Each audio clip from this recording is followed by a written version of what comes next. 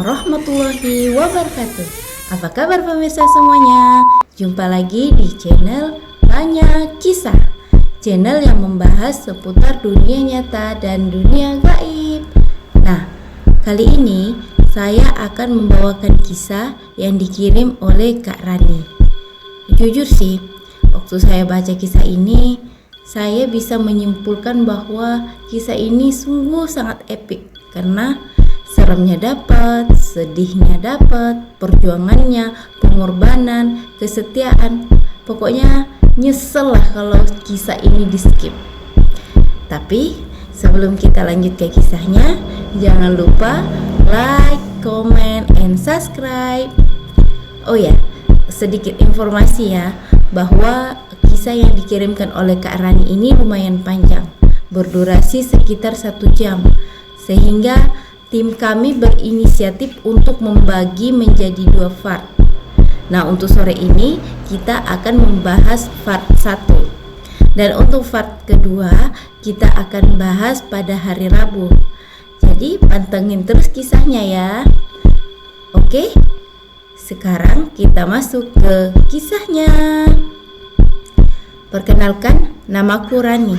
Usiaku sekarang 37 tahun. Dan kisah yang kubagikan ini terjadi pada tahun 98 ketika usiaku masih 12 tahun. Aku tinggal di sebuah kampung di Sulawesi bersama ibu dan ayahku serta adik-adikku. Aku adalah anak pertama dari 4 bersaudara. Adikku Rehan berusia 7 tahun, Agil berusia 4 tahun, dan Sari, adikku yang paling kecil, baru berusia 4 bulan. Kisah ini sempat viral di kampungku waktu itu. Jadi, waktu itu di kampungku terjadi musim kemarau panjang, sehingga mata air yang menjadi sumber kehidupan di tempat kami mengalami kekeringan. Waktu itu, di kampung kami belum ada air pump, sehingga warga biasanya mengalirkan air dari mata air ke rumah-rumah menggunakan selang.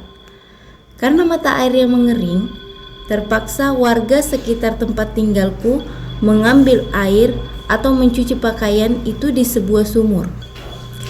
Sumur itu dipercaya sudah ada sejak ribuan tahun yang lalu. Sumur itu tidak pernah surut airnya meskipun terjadi kemarau panjang. Sumur itu disebut juga sumur keramat oleh warga, karena selain usianya yang sudah sangat lama, dia juga terletak di area makam. Sumur itu sih sebenarnya kecil, panjangnya hanya sekitar 1,5 meter, lebarnya sekitar 1 meter, dan kedalamannya sekitar 1,2 meter. Di sekeliling sumur itu tumbuh pohon randu dan pohon bambu. Nah, salah satu pantangan jika berada di sumur itu yaitu jangan sekali-kali memasukkan kaki ke dalam sumur. Karena kata tetua kampung, pemilik sumur itu akan marah dan bisa bertindak yang tidak-tidak. Paham kan pemilik sumur itu siapa? Ya pasti ya. Nah, pagi itu aku masih sangat ingat. Hari itu hari Minggu. Ibu memanggilku, "Rani, ibu mau pergi mencuci pakaian ke sumur. Kau jaga adikmu ya." "Ibu, aku tidak mau. Sari sering rewel, minta digendong terus. Biar aku sajalah yang pergi mencuci ke sungai," pintaku. "Ke sumur," pintaku. "Tak usah, kau di rumah saja. Ibu tidak lama kok. Kalau kau pergi, paling siang nanti baru pulang. Apalagi kalau sudah jumpa sama temanmu, pasti sudah lupa pulang," kata ibuku. Ya udahlah Bu. Untunglah saat ibu pergi, Sari tertidur. Jadi aku tak perlu capek-capek menggendongnya. Tapi sekitar jam 10 pagi, Sari terbangun sambil menangis. Aduh, Sari pasti haus, pikirku. Ibuku belum pulang juga, padahal sudah hampir 3 jam perginya. Aku lalu memanggil adikku. "Rehan, sini dulu. kakak mau minta tolong. Ada apa, Kak? Kau pergi panggil ibu ke sumur. Bilang sama ibu, Sari nangis. Gak mau ah, jawabnya. Cepatlah, Sari sudah lapar. Pokoknya gak mau. Kenapa?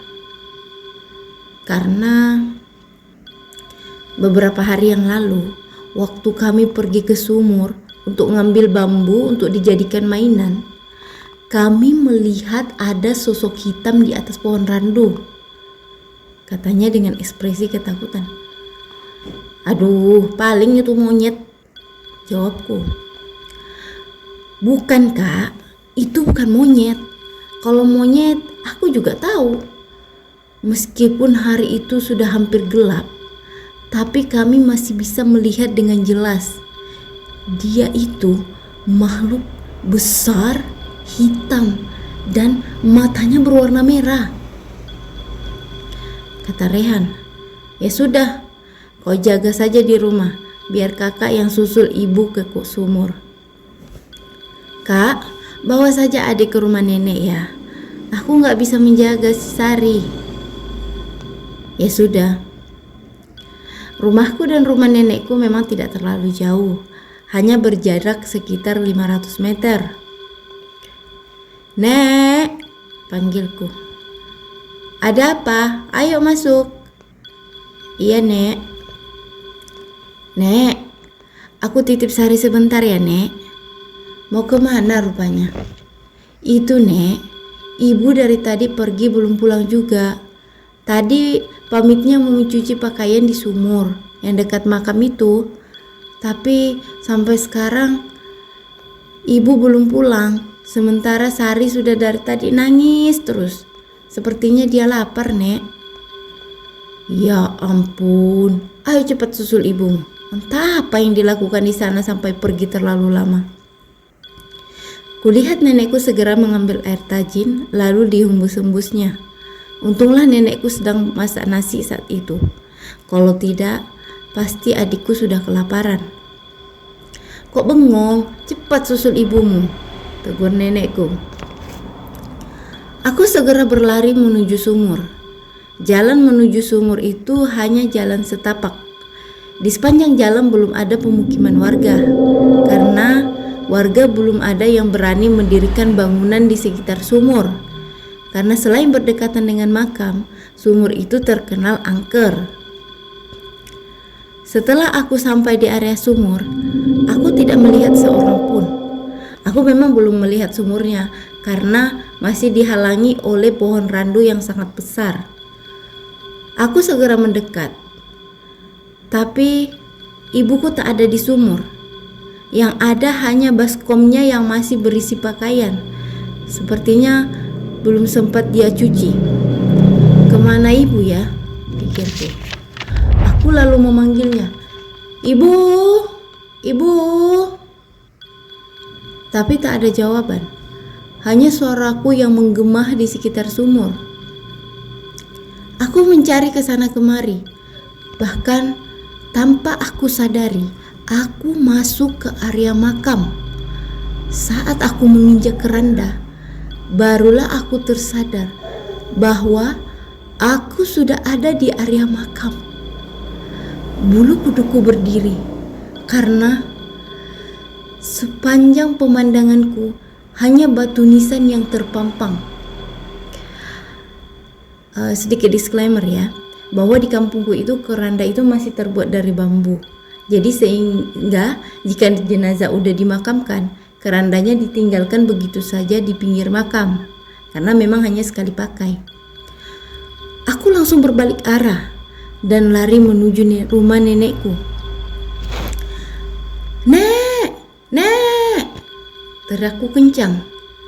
Ada apa? Ada apa teriak-teriak? Sahut nenekku setengah berteriak. Nek, ibu gak ada di sumur, Nek, jawabku. Nenekku langsung tergopoh-gopoh masuk ke dalam rumah. Tak berapa lama, nenek keluar sambil membawa sarung. Nenek mau kemana? Tanya. Nenek mau cari ibumu. Kau di sini saja jaga adikmu dan kakekmu, Kulihat nenekku berlari tergopoh-gopoh menuju sumur. Tubuhnya yang sudah rentah dan badannya yang sudah setengah membungkuk tidak menghalanginya untuk segera mencari nenek ibuku. Aku segera masuk ke dalam rumah. Kulihat Sari adikku sedang tertidur, sementara kakekku yang sudah sering sakit-sakitan tertidur di sampingnya. "Nenekmu mana?" panggilan kakekku mengagetkanku. Astagfirullah. Kakek bikin kaget saja. Itu nenek lagi nyari ibu di sumur. Tadi ibu ke sumur, tapi sekarang ibu sudah tidak ada lagi di sana, jawabku gemetaran. "Kenapa kau biarkan ibumu pergi sendiri ke sumur itu?" tanya kakekku setengah marah. "Mama sendiri yang mau." "Nek, kek," jawabku. "Sekarang kau pergi panggil ayahmu, suruh segera pulang." "Ayah lagi di ladang, kek." "Iya, segera susul dia." "Baik, kek." Aku berlari melewati jalan setapak yang ditumbuhi tumbuhan putri malu. Rasa sakit karena terkena duri putri malu tak lagi kuhiraukan. Yang terpenting, aku segera bisa menjumpai ayahku. Sesampai di tepi ladang kami, aku berteriak-teriak memanggil ayahku. "Ayah! Ayah! Ayah di mana?" Suaraku menggema memecah keheningan. "Ayah di sini, di gubuk. Kemarilah," terdengar sahutan ayahku. Aku segera berlari ke arah gubuk. Ayahku begitu kaget melihat kedatanganku. "Ada apa, Rani? Apakah kakekmu?" "Enggak, ayah. Bukan kakek. Tapi ibu." "Ibu? Kenapa ibumu, Rani?" "Ibu hilang di sumur, ayah." Astagfirullah. Tanpa komando, ayahku langsung mengambil langkah 1000. Aku lalu berlari mengejarnya dari belakang. Kami langsung menuju ke arah sumur. Saat kami sampai, kulihat sudah ada beberapa warga yang membantu nenekku mencari ibuku. Setiap area kami susuri, hingga tak terasa maghrib telah tiba. Aku dan nenek segera pulang karena khawatir Sari menangis. Dan ternyata benar, baru mau masuk rumah sudah terdengar tangisan Sari. Untunglah adikku Rehan sudah ada di rumah nenek sejak tadi, sehingga dialah yang menggendong Sari sambil meminumkannya air tajin. "Rani, ayo kita sholat maghrib dulu. Sekalian doakan ibumu biar segera diketemukan," kata nenekku. Di dalam sholatku, aku berdoa sambil menangis. Aku tak bisa membayangkan jika sesuatu terjadi menimpa ibuku. Selepas waktu Isya, barulah ayahku tiba di rumah nenek. Wajahnya nampak sedih dan kelelahan. Bagaimana tidak, dari pagi sampai malam ayahku belum makan apa-apa. "Bagaimana Husein? Ada kabar tentang Marni?" tanya nenekku. "Belum ada, Mak," jawab ayahku. Kulihat nenekku sangat khawatir karena mamaku adalah anak satu-satunya. Menurut cerita nenek, butuh waktu 15 tahun untuk bisa mendapatkan keturunan. "Mak, sepertinya malam ini saya akan tetap mencari Marni," kata ayahku. "Jangan Husein, malam ini gelap gulita. Besok saja kita lanjutkan pencarian ya." "Ya sudah, Nek, baiklah," jawab ayahku. Akhirnya malam itu kami menginap di rumah nenek. Mau tak mau, aku mengambil alih peran ibuku. Aku menjaga adik-adikku, sedangkan ayahku memilih tidur di ruang tamu. Saat tengah malam tiba, tiba-tiba terdengar suara brak dari atas atap genteng. Aku sangat terkejut. Apa itu ya? Pikirku. Ingin rasanya aku keluar kamar, tapi kondisinya gelap gulita karena pelita semua mati. Tak lama kemudian, nampak ada cahaya pelita di ruang tamu. Sepertinya nenekku sedang terbangun. Aku segera mengintip dari balik pintu. Kudengar percakapan ayah dan nenekku. "Hussein, kamu dengar juga suara yang jatuh di atas atap tadi?" "Dengar, Mak." "Apa itu ya, Mak?" "Mama nggak tahu. Semoga Allah melindungi istrimu Marni," sahut nenekku. "Semoga ya, Mak. Aku sangat khawatir, Mak." Mama juga khawatir. Tapi suara tadi seolah-olah itu suatu pertanda kalau Marni sedang tidak baik-baik saja. Ya Allah, mudah-mudahan Marni selalu dalam lindungan Allah ya, Mak. Ya sudah, ayo kita tidur. Besok pagi-pagi kita cari lagi. Aku malam itu betul-betul gak bisa tidur. Bayangan ibuku selalu hadir dalam pikiranku. Barulah sekitar waktu hampir subuh, baru aku bisa tertidur. Di dalam tidurku aku bermimpi. Dalam mimpiku, aku sedang berada di rumah kami. Aku melihat ibuku sedang menyusui Sari sambil mengelus kepalanya. Tak lama, kulihat ibuku tiba-tiba menangis terseduh-seduh. Air matanya terus mengalir hingga membasahi baju Sari. Kulihat ibuku memeluk Sari begitu erat, seolah-olah mereka akan terpisah. Hatiku begitu pilu melihat pemandangan itu, hingga tak terasa aku menangis. Dan aku tersadar dari mimpiku saat nenek mengetuk pintu kamar. "Rani, ayo bangun, kita sholat subuh." "Iya, Nek." Aku segera bangun, lalu kuusap wajahku, dan aku tersadar bahwa di dalam mimpiku aku pun memang betul-betul menangis. Kulihat ketiga adikku yang masih tertidur. Berlahan-lahan aku bangunkan Rehan untuk ikut sholat subuh. Selepas sholat, ayahku sudah bersiap-siap untuk memulai pencariannya. "Ayah, aku dan Rehan ikut ya," pintaku. "Nggak usah, kalian di rumah saja." "Enggak ayah, aku mau ikut.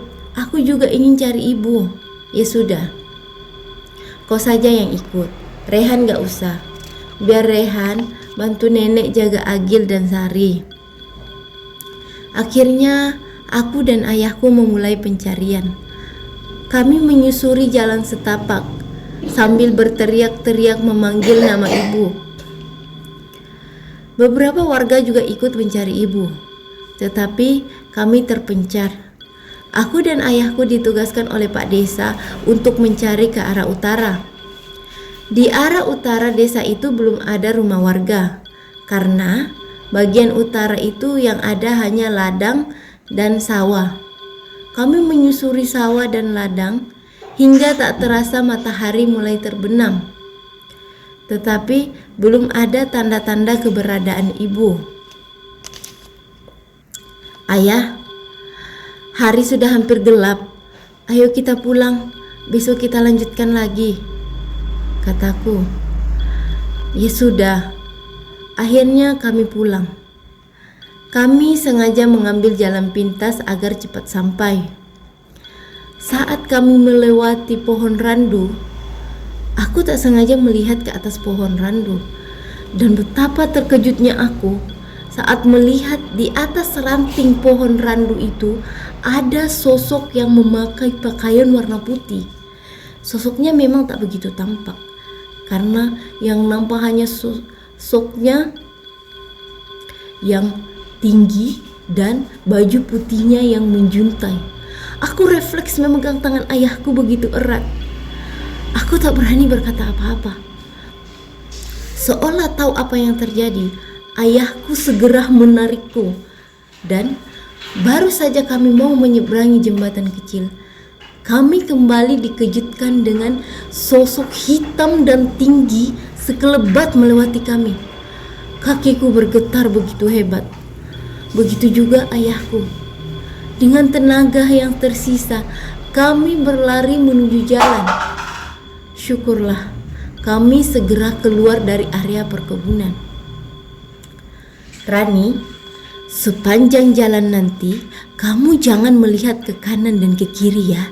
Fokus saja ke depan, kata ayahku. Aku mengangguk. Memang, jika sudah masuk waktu maghrib, tak ada lagi orang yang keluar rumah karena suasananya sudah gelap. Kami mengambil langkah 1000. Bunyi suara gagak tak lagi kami hiraukan. Yang terpenting, kami segera sampai ke rumah. Sekitar jam 7 malam, kami baru sampai di rumah nenek. Aku segera masuk ke dalam rumah. Kulihat Sari sedang dikompres kain oleh nenek. Sari, kenapa, Nek? Tanyaku. Sari tiba-tiba saja demam. Badannya panas sekali. Sepertinya dia tak cocok minum air tajin. Ini nenek lagi masak bubur untuknya. Aku segera meraba tubuh Sari dan benar, badannya panas sekali. Sudahlah Rani, kamu istirahat saja dulu. Biar nenek yang bantu jaga Sari. Nenek, ibu kok belum ketemu juga ya? Sabarlah, warga sini juga kan berusaha mencarinya. Sebenarnya aku ingin sekali menceritakan kejadian yang kami alami. Tapi aku nurunkan niatku karena kulihat nenekku sedang kerepotan.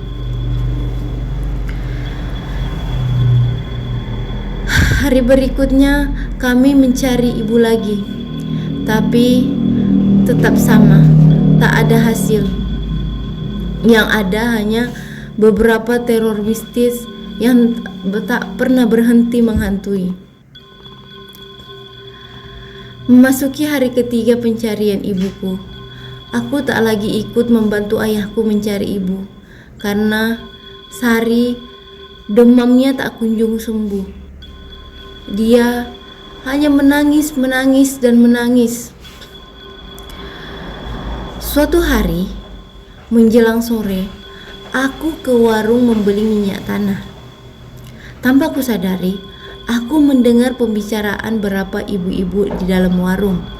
Mereka sedang membicarakan tentang ibuku. Aku mendengar seorang ibu berkata, "Ku rasakan si Marni itu gak hilang. Dia sengaja menghilangkan diri." "Maksudmu?" kata ibu yang lain. "Kan kalian tahu sendiri, si Marni dulu terpaksa mau dinikahi sama Husen.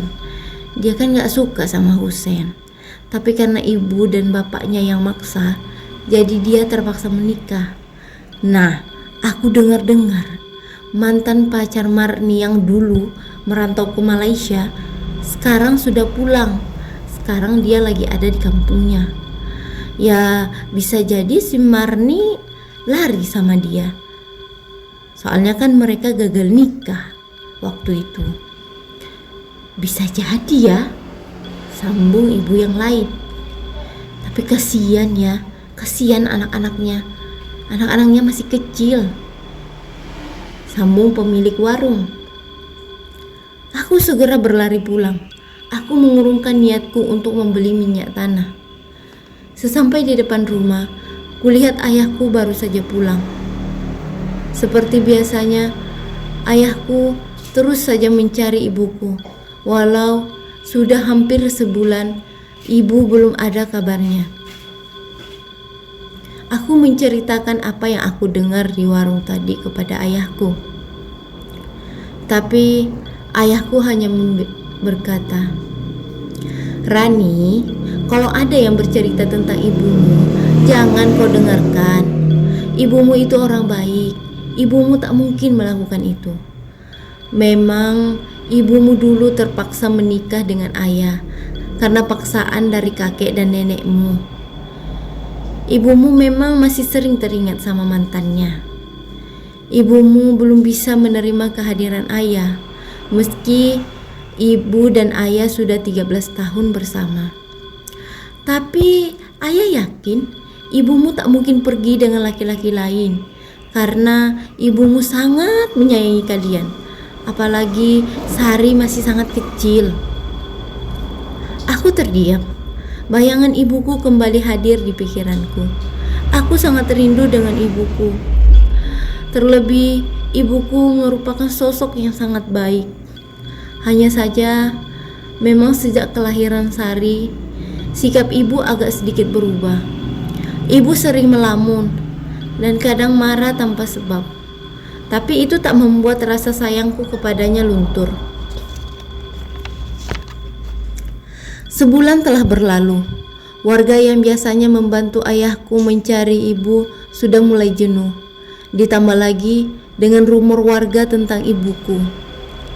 Sehingga ayahku yang kini sendiri mencari ibu.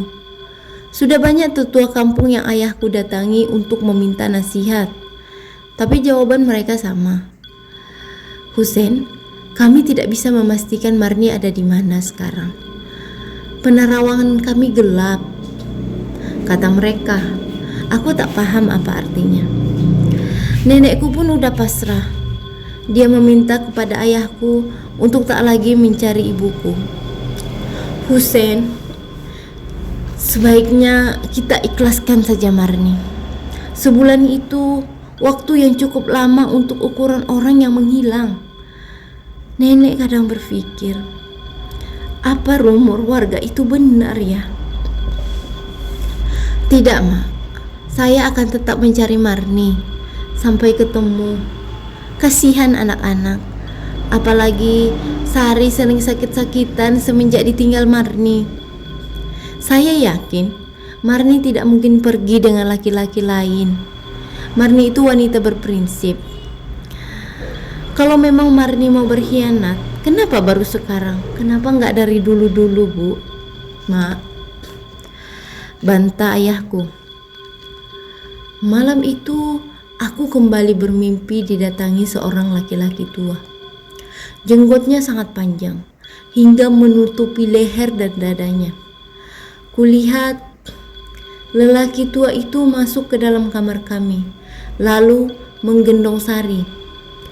Dikeluarkan sesuatu dari saku bajunya. Kulihat dia sedang memegang sesuatu, seperti semacam gula aren, lalu memasukkannya ke dalam mulut Sari. Aku ingin sekali menahannya, tetapi tiba-tiba aku tidak bisa mengeluarkan suara dan badanku tidak bisa digerakkan. Aku hanya bisa melihat pemandangan itu. Tak lama, laki-laki tua itu meniup ubun-ubun Sari, lalu kembali meletakkan Sari. Kemudian, lelaki itu menatapku dan mendekatiku. Dia lalu menepuk pundakku sambil berkata, "Itu makanan titipan dari ibumu untuk adikmu. Ibumu sekarang sedang tersesat. Berdoalah agar ibumu cepat menemukan jalan pulang." Tiba-tiba aku terbangun dari mimpiku. Segera aku ambil senter yang ada di sampingku. Kunyalahkan lalu kuarahkan ke muka Sari. Benar saja, Sari sedang tidak tidur. Mulutnya seperti sedang mengunyah sesuatu. Ketika ku periksa, tak ada apa-apa. Hanya saja Sari yang badannya selalu panas kini sudah mulai hangat. Pagi itu sudah memasuki hari ke-39 sejak ibuku menghilang. Ayahku hari itu gak mencari ibuku karena tiba-tiba badan ayahku meriang. Sekitar jam 10 pagi, tiba-tiba ada seseorang yang mengetuk pintu rumahku. Aku segera membukakan pintu. Kulihat ada seorang bapak-bapak. Bapak-bapak ini belum pernah aku lihat sebelumnya. Mukanya sepertinya panik. Apa benar ibumu hilang? Tanyanya. Iya Pak, ibu kami menghilang. Ayahmu di mana? Ayahku ada di dalam. Dia sedang sakit. Cepat panggil ayahmu. Karena ibumu sudah diketemukan. Apa? Alhamdulillah, ibuku diketemukan. Di mana, Pak? Kataku. Nah, ini untuk part 1 hanya sampai di sini. Nanti pokoknya part 2 itu makin seru. Ada sedih, serem, dan pokoknya bercampur aduk lah. Nah, jadi pantengin terus ya sampai ke part 2. Oke, sekian dan terima kasih untuk part ini. Assalamualaikum warahmatullahi wabarakatuh.